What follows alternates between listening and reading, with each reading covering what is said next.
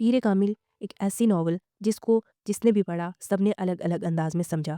ہر انسان زندگی میں سکون چاہتا ہے، بس فرق اتنا ہے کہ ہم سب اسے الگ الگ جگہ ڈھونڈتے ہیں۔ کوئی لوگوں میں ڈھونڈتا ہے، کوئی سکسیس میں ڈھونڈتا ہے، اور کوئی لو لائف میں سکون ڈھونڈتا ہے، لیکن اکثر یہ سب مل جانے کے بعد بھی دل کے اندر کچھ ادھورا خالی پن سا رہ جاتا ہے۔ پیر کامل اسی ادھورے پن سے شروع کرتا ہے۔ Salar Sikandar, one of the main characters of the novel, اس کے پاس انٹیلیجنس بھی ہے، سکسیس بھی ہے، اور دنیا کے حساب سے سب کچھ موجود ہے۔ لوگ اس کی انٹیلیجنس کی تعریف کرتے ہیں، اس کی سکسیس کو ایڈمائر کرتے ہیں، پھر بھی اس کی زندگی میں اطمینان نہیں ہے۔ جتنا اس کا دماغ سٹرونگ ہوتا جاتا ہے، اتنا ہی اس کا دل تنہا ہوتا جاتا ہے۔ اس کی زندگی ہمیں یہ دکھاتی ہے کہ جب انسان صرف عقل پر بھروسہ کرے اور اللہ سے رابطہ ٹوٹ جائے، عقل جب اطمینان سے نہیں جڑتی، تو سب کچھ ہوتے ہوئے بھی اندر سکون نہیں ہوتا، انسان اندر سے تنہا رہ جاتا ہے۔ پھر امامہ ہاشم، دوسرا کریکٹر۔ امامہ ہاشم کوئی ایکسٹرا آرڈینری انسان نہیں ہے، نہ اس کے پاس پاور ہے، نہ اس کے پاس اسپیشل پوزیشن ہے، لیکن جب اس کے سامنے ایک بہت مشکل فیصلہ آتا ہے، ایک طرف سچائی کا ساتھ یعنی اللہ پر یقین کرنا، اللہ کی بات کو مان لینا، اور دوسری طرف آسانی ہے یعنی گھر، فیملی، سیفٹی اور وہ زندگی جو سب کو قبول ہو، وہ چوز کر لینا۔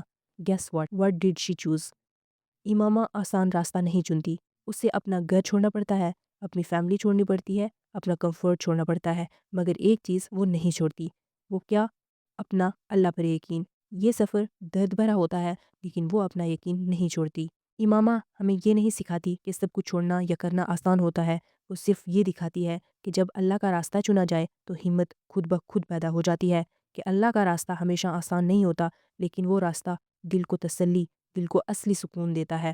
اس ناول میں عمیرہ احمد نے دو قسم کے لوگوں کو سامنے رکھا ہے، ایک وہ جس کے پاس علم، عقل اور بریلینس ہے، لیکن رہنمائی یا گائیڈنس نہیں ہے۔ علم جب رہنمائی سے محروم ہو تو وہ بوجھ بن جاتی ہے، اور ایک وہ جو سب کچھ چھوڑ کر صرف اللہ تعالیٰ کا راستہ چنتی ہے۔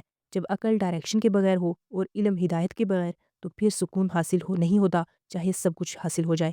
یہ کہانی بتاتی ہے کہ مسئلہ کمی کا نہیں ہوتا، مسئلہ غلط ڈائریکشن کا ہوتا ہے۔ اس ناول کا اصلی مقصد ہمیں یہ سوچنے پر مجبور کرتا ہے کہ سکون نہ لوگوں میں ہے، نہ سکسیس میں، نہ صرف علم میں۔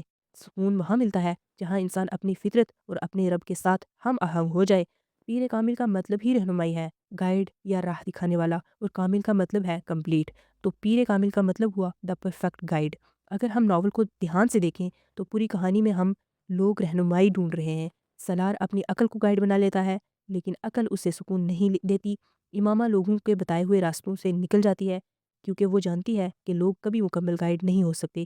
اس پوری کہانی کے دوران یہ بات دھیرے دھیرے سمجھ آتی ہے کہ کوئی انسان، کوئی سسٹم، کوئی سکسیس انسان کو مکمل راستہ نہیں دکھا سکتا، کیونکہ کہانی کے آخر تک یہ بات بالکل واضح ہو جاتی ہے کہ اصل رہنمائی صرف ایک ہے، وہ رہنما جو صرف عقل کو نہیں بلکہ دل، اخلاق، زندگی اور آخرت سب کو گائیڈ کرتا ہے، اور وہ ہیں محمد صلی اللہ علیہ وسلم۔